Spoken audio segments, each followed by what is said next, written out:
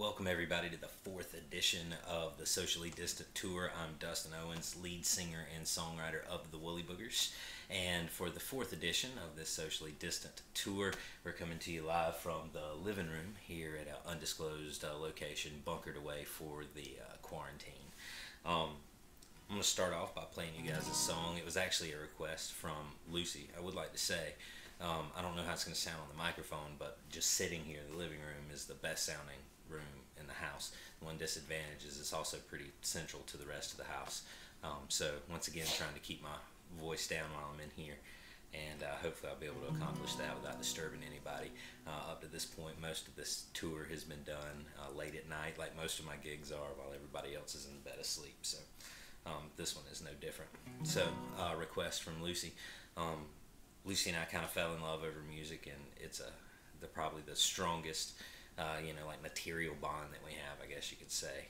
Our tastes overlap so much that there's really not a whole lot outside of our two curves that we don't have in common, that we don't share, music that we like, that we don't both enjoy. And that's an awesome thing to have. That's something that we always go back to. An artist that we kind of fell in love with together was Nick Cave, and talking about songs that were relevant as part of this socially distant world. And this is one that came immediately to mind for Lucy. So I learned it up for this. This is called God Is in the House.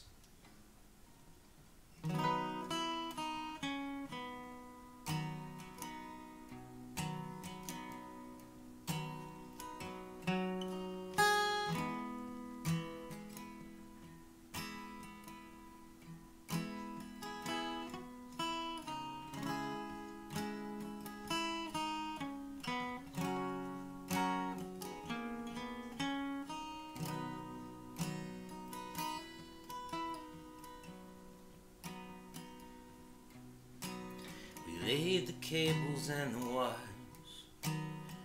split the wood and stoked the fire. We built our town so there is no place for crime to hide. Our little church is painted white, and in the stillness of the night we all go quiet as a mouse, for the word is out that God is in the house. God is in the house. God is in the house, and no one's left in doubt. God is in the house.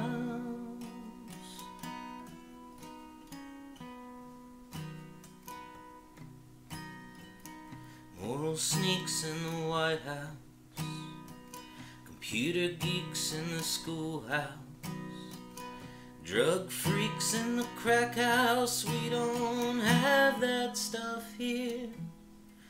We've got a tiny little force, but we need them, of course, for the kittens in the trees. And at night we're on our knees, as quiet as a mouse, since God is in the house. God is in the house.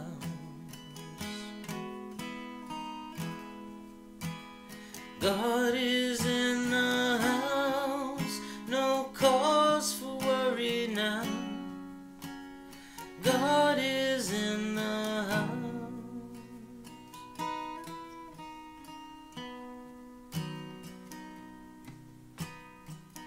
Homos walking the streets in packs, queer bashers with tire jacks, lesbian counterattacks. That stuff is for the big city. Our town is very pretty.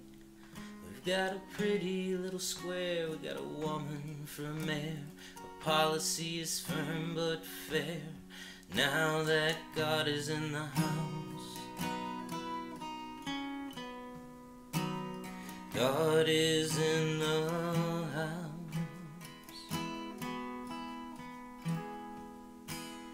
God is in the house. How we wish He would come out. God is in the house.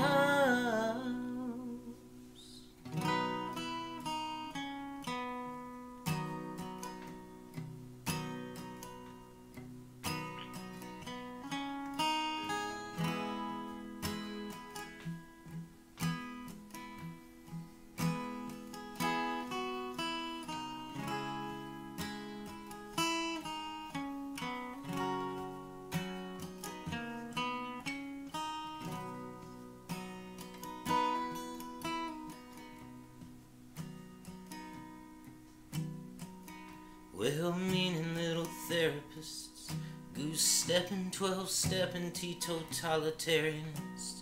The reeling and the tipsy and the drop-down piss. We got no time for that stuff here. Little crime and no fear. We painted all our kittens white so we can see them in the night. And at night we're on our knees, as quiet as a mouse, since the word got out. From the north down to the south, there's no one left in doubt, and there's no fear about. And we all hold hands and very quietly shout, hallelujah.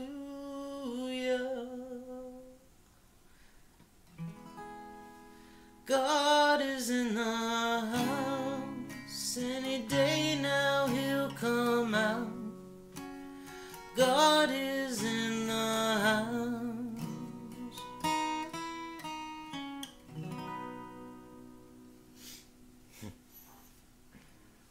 It's God is in the house. Nick Cave and the Bad Seeds. I think we went and saw Nick Cave and the Bad Seeds both times when Lucy was pregnant. Or, yeah, when she was pregnant with each child, I guess I should say. So, I talked last week about country music and how I feel like country music is something that I probably relate to more than any other style of music. It's probably my favorite style of music to really get into and play. But what's always absolutely just pulled me in are these writers, and I talked about this with Leonard Cohen, that can really like spin a story, write a novel within a song. And so I brought a lot of that to the country music that I loved, or at least I try to. I know I'm not always successful. And also the blues and country, and that's kind of why I kind of hang my hat on this Americana tag, and we'll talk more about that song a little bit later on. But I'm going to do more of that going through, there are going to be theme sets as we continue to do these for who knows how long, but I am going to keep doing them. Honestly, I'm not getting a ton of views, and that's fine. I talked about this too, but kind of reached a point in my musical career where I'm not trying to be a star or anything. I just enjoy doing it. It makes me feel better, and I enjoy doing it with my kids, and if I can make a few other people feel better, that's great. But mostly I'm kind of logging my thoughts during this strange time. So anyway, I'm gonna kind of this set especially play some stuff that is a little bit more kind of representative of that side of my personality, the novelist in song, the history rock stuff, if you will. So the next tune I'm going to play for you here is one of mine. It's called William the Conqueror.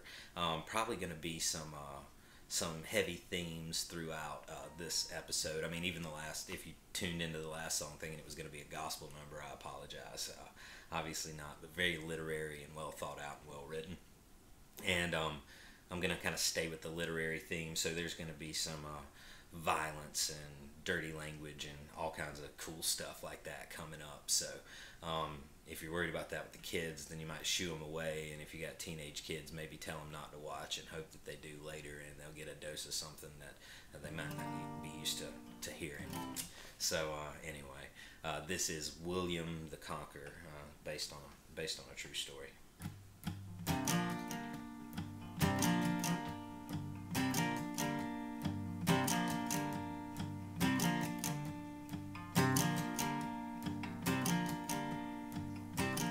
William the Conqueror. It's not right. I'm going to try that again. That's better.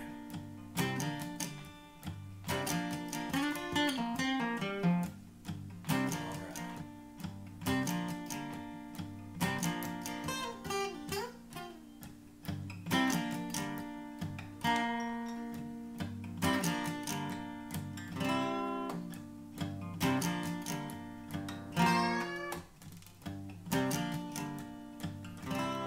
William the bastard took his daddy's crown. His enemies sent assassins, but he could not be found. At the sight of the commander child, their bellies filled with laughter, but he burned their homes and families, did William the bastard.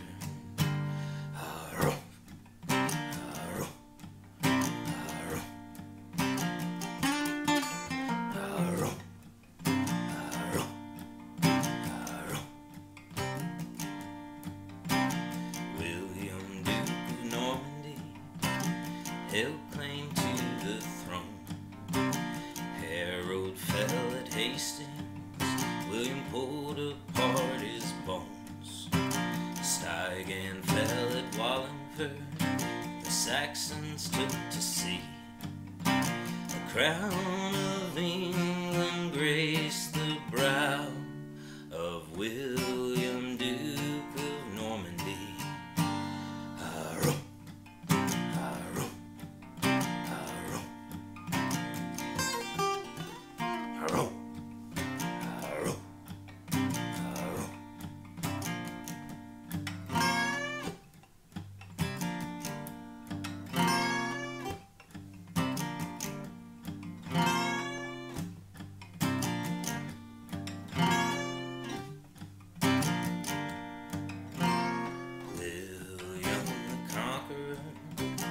Met revolt with force.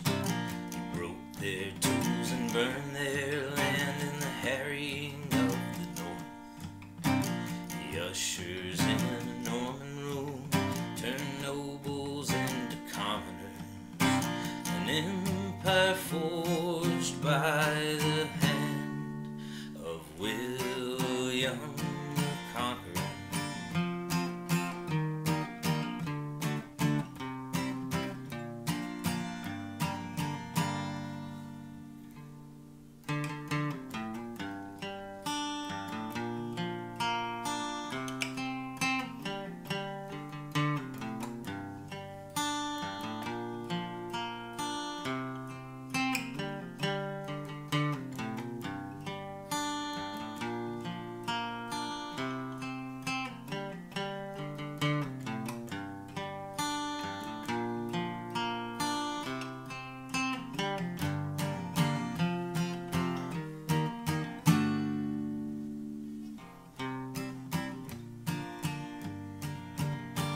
Arrow, arrow, arrow,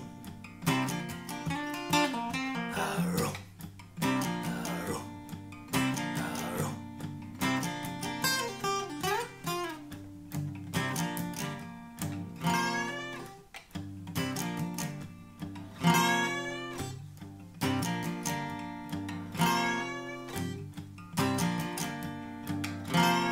William the fat shit fell off his horse. The pommel pierced his abdomen. His insides were squished. They burst and oozed on the floor when they shoved him in his casket. The people retched and the church was cleared by William the fat shit.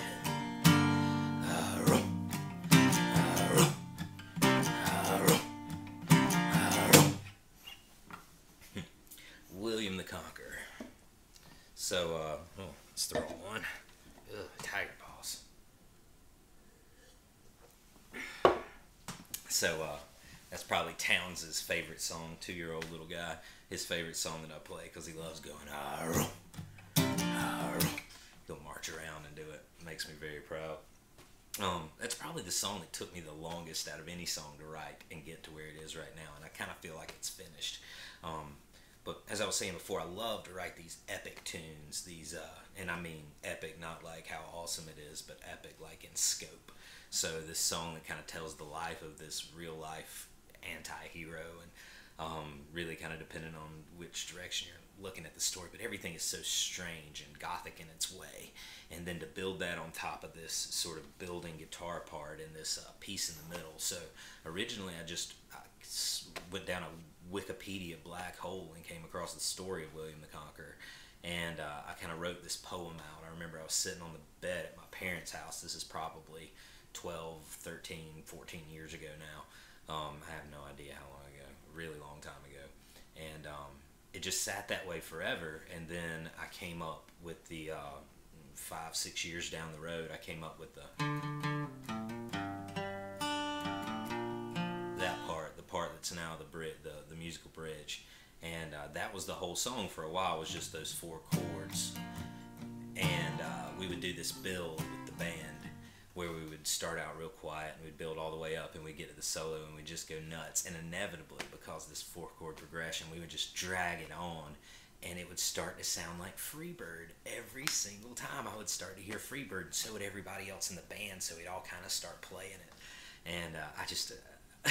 it was ridiculous and it was fun live, but I never wanted to put it on a record like that. So probably about a year ago, I put together that new sort of guitar part and kind of built it all into this epic that matches some of the other songs that'll be on that record.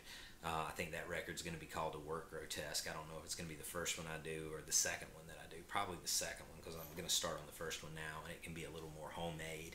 I want A Work Grotesque to have more of that epic feel. But songs like that were inspired. I fell in love with Tom Waits, and he's still just one of my all-time favorite songwriters and my absolute favorite singer. I just don't know anybody else that can do as much with their voice, even though it's not technically superior to really anybody. He just makes the most of it, and he tells these stories in songs. So I've been covering this tune for a really long time, and it's probably the cover song that I'm most proud of. Not only do I just love it, the best show I've ever seen was Les Claypool with Gogol Bordello and Kurt Hammett at Super Jam at Bonnaroo, where they did all Tom Waits songs. And they did this song, and I went back and dug it up on the record, and I just love the tune. But it's also my finger picking pattern and arrangement, and I love this picking pattern that I came up with, and I kind of felt like this was the song that made me feel like a real finger picker instead of somebody that just picked individual strings when he was trying to be a little quieter instead of banging away on the pick. So this one's Cold, Cold Ground.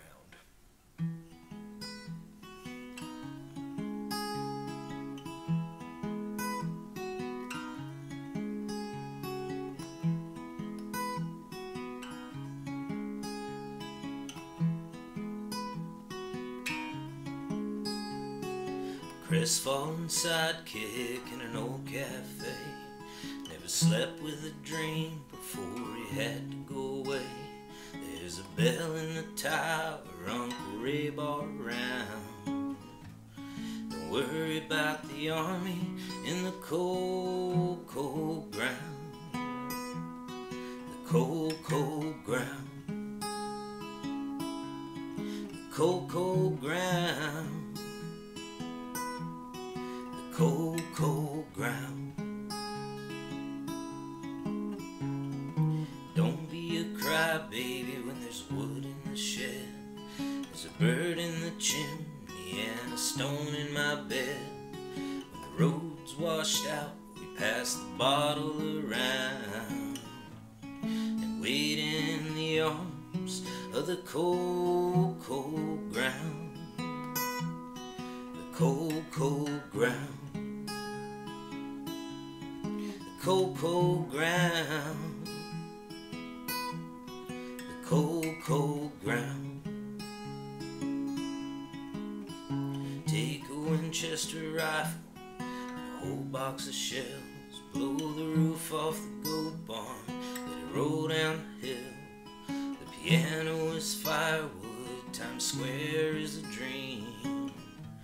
Till we lay down together in the cold ground, the cold, cold ground, the cold, cold ground, the cold, cold ground.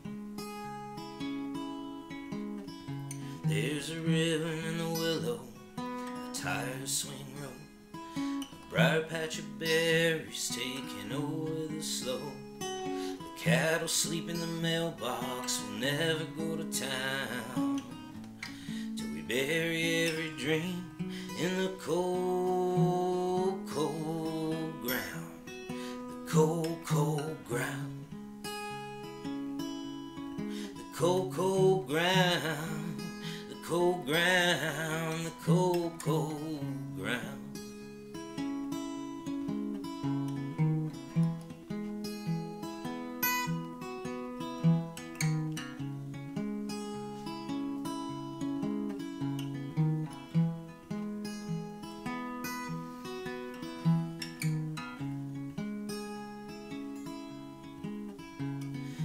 Cops on the breedloves, bring a Bible and a rope, a whole box of Rebel and a bar of soap.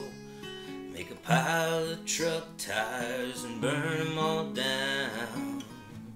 Bring $1 with you, baby, to the cold, cold ground. The cold, cold ground. The cold, cold ground. Cold, cold ground. Take a weather vane rooster, throw rocks at his head. Stop talking to the neighbors till they all go dead. Beware of my temper and the dog that I found. We'll break all the windows in the cold, cold ground. Cold, cold ground, cold ground, the cold, cold ground, the cold ground, the cold.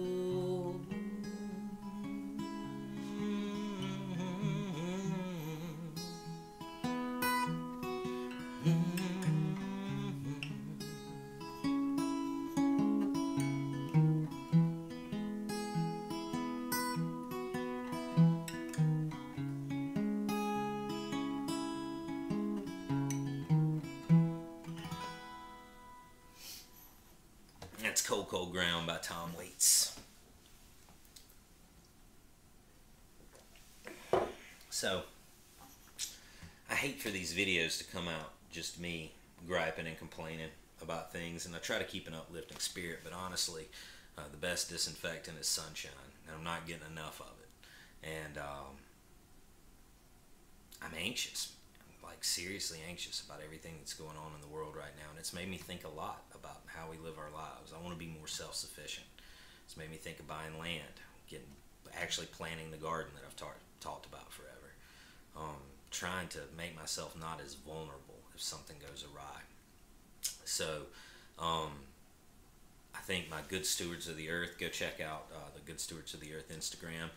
For mostly it's just been pictures of us hiking and canoeing and having fun as a family, but I think I'm really going to amp that up now, and I'm going to put some real focus into that coming up.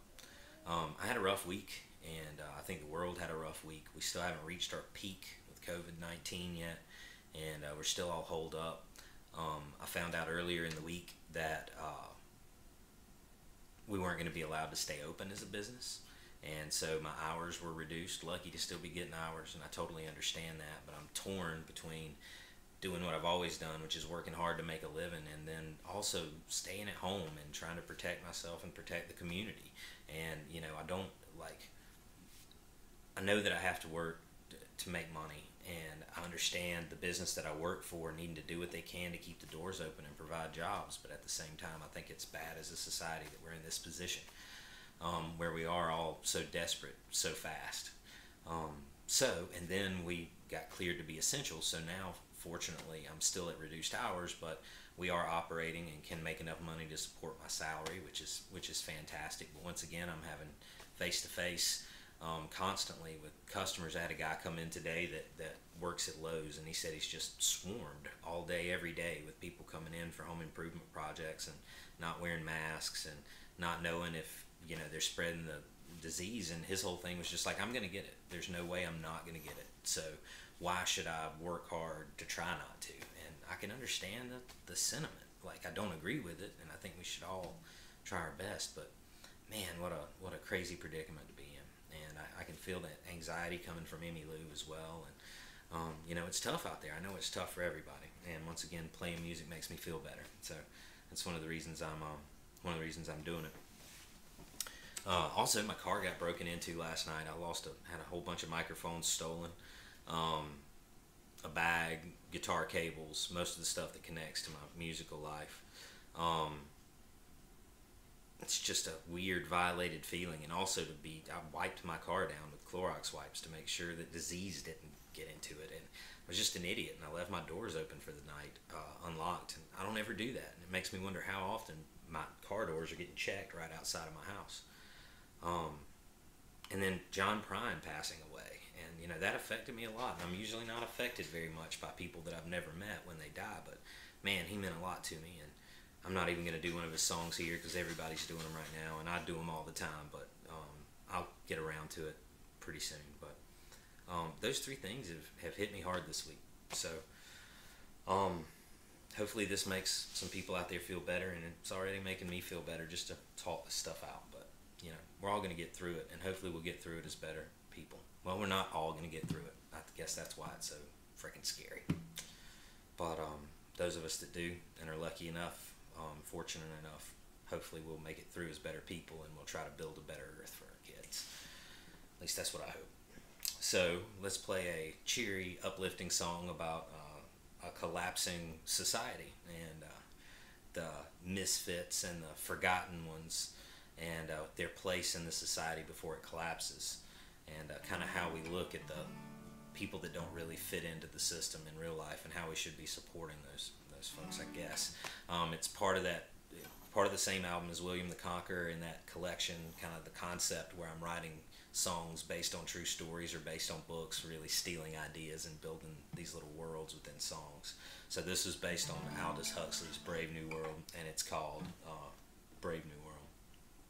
I'm going to do my best to sing it because I usually bellow, so I'm actually going to take it down a half step. We'll see how it goes. Now I got to get my pick ready. I got to snag that real quick during the tune. Just watch out. It's like a magic trick. Sleight of hand.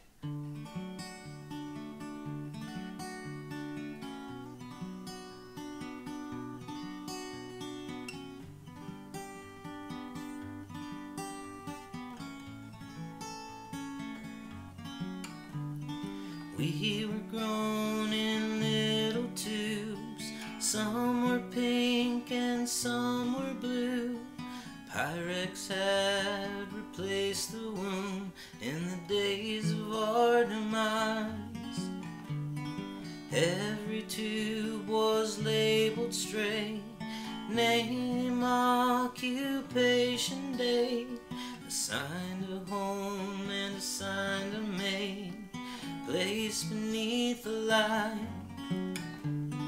I was born on the 17th, the day the stamp ran out of ink. They placed my tube beneath the sink and left me there to die. Who am I? What am I doing here? Could this be life with purpose so unclear?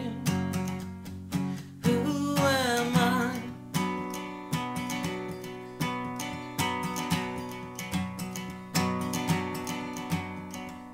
Billy had a dad and mom.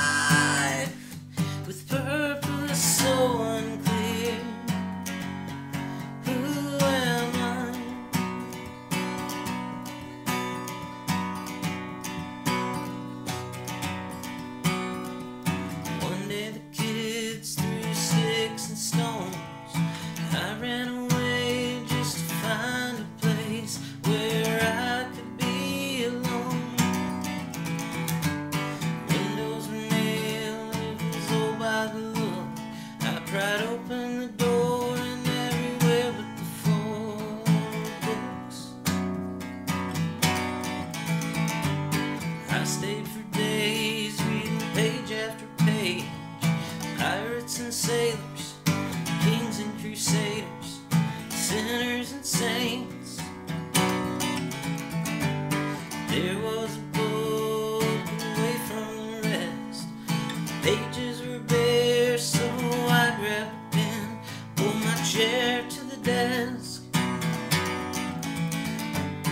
Wrote of the world that cast me aside, wrote of the people who gave me a reason to find a place to hide.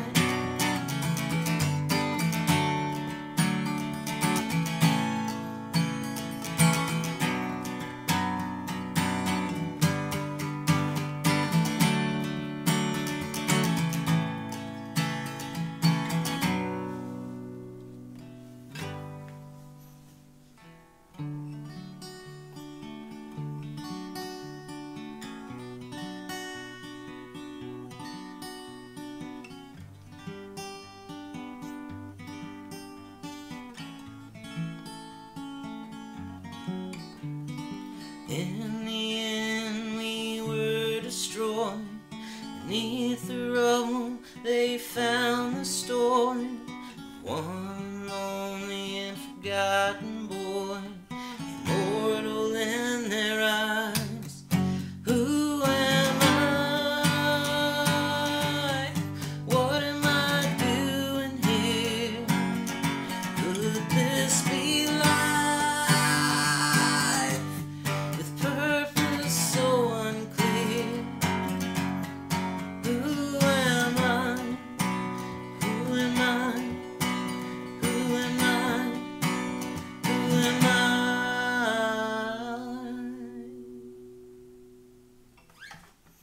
Brave New World. Pretty cool. That's the first song I ever sang to Emmylou right after she was born. She was born on the 17th of June, and that line in the song, I was born on the 17th. I also remember writing the lyrics. That was another one that I wrote as a poem right after reading the book, before I ever put it to music, and showing it to Lucy way before Lucy and I ever dated. And my friend Chase, and they were both really excited and thought it was really good. And that wasn't a thing that happened to me a lot. It was people just being excited about a thing that I wrote and thinking that it's just really good. And so I felt really good about the lyrics, and I put it to music, and I played it in a band, and the drummer in the band said he thought it was terrible and it sucked and he didn't want to play it. And that was before the arrangement got built out with the finger picking and everything. It was really just sort of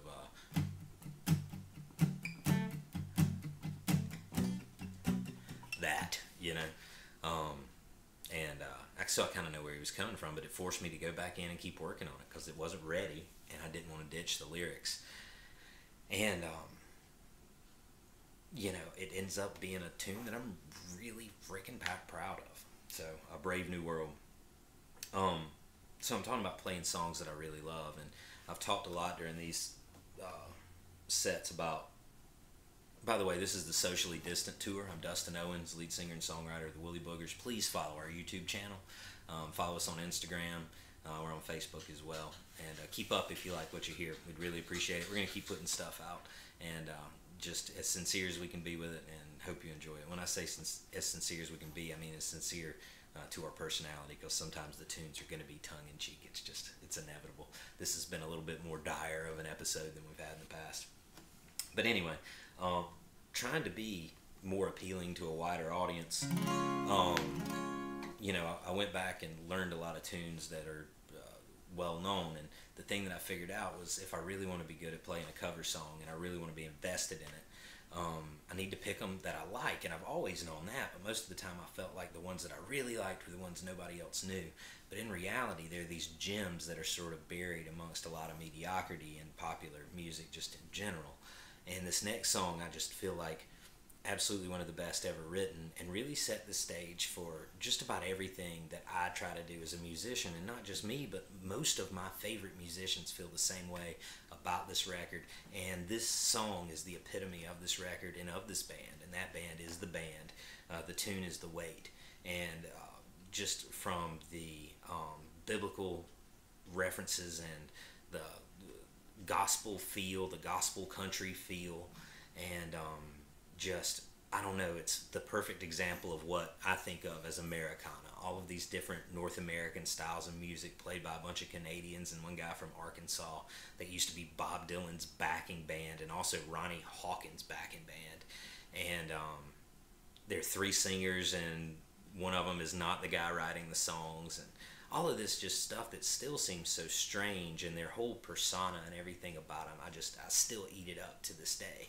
And every time I listen to this tune, it's so easy to listen to it and it sounds like a radio hit that everybody knows. But if you really dig into it and you really dig into the lyrics, man, there's just so much every turn to be revealed. It's another one of those tunes that's like a novel in less than 5 minutes. So I'm probably running really short on time, so I'm going to go ahead and jump into it. But once again, by the band, this is The Wait.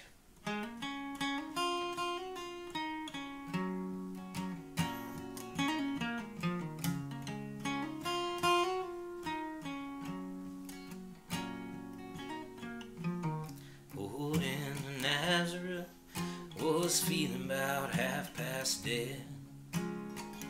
Just need to find a place where I can lay my head. Hey mister, can you tell me where a man might find a bed? He just grinned and shook my hand, no was all he said. Take a load off Fanny, take a load for free.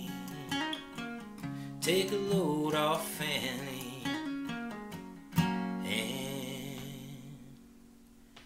you put the load right on me.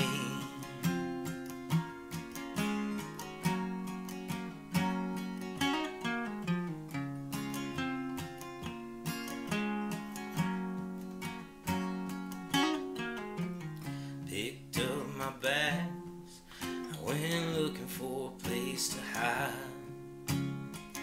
When I saw Carmen and the devil walking side by side, I said, hey Carmen, come on, let's go downtown. She said, well, I gotta go, but my friend there can stick around. Take a load off Fanny, take a load for free. Take a load off Fanny, and you put the load right on me.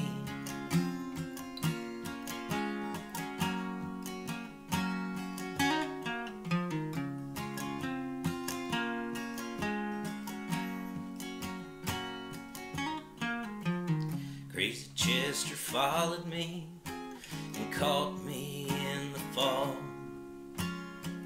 He said, I will fix your rack if you take Jack, my dog. I said, wait a minute, Chester, you know I'm a peaceful man. He said, that's okay, boy, won't you feed him when you can? Take a load off Fanny, take a load for free. Take a load off Fanny, and you put the load right on me.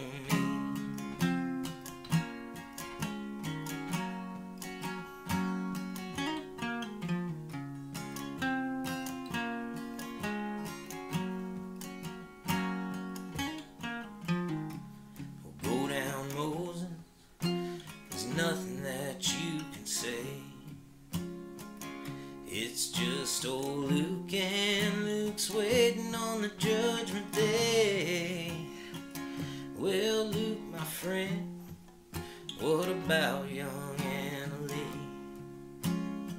He said, do me a favor, son, won't you stay and keep Anna Lee company? Take a load off Fanny, take a load for free. Take a load off Fanny, and you put the load right on me.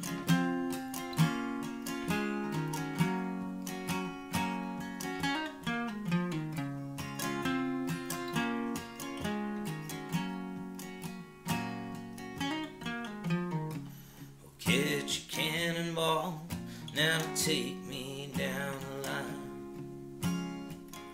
Our bag is sinking low, and I do believe it's time to get back to Miss Fanny. You know she's the only one who sent me here with her regards for everyone. Take a load off Fanny, take a load for free. Take a load off Fanny, and you put the load right on me.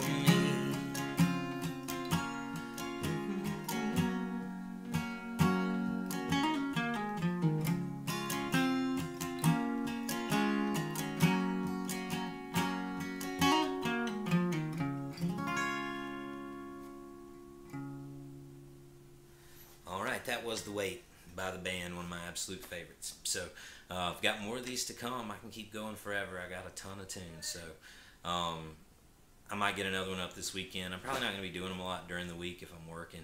I'm going to try not to force them out there too fast. But if you're enjoying them, please interact with me. Let me know if you want to hear anything.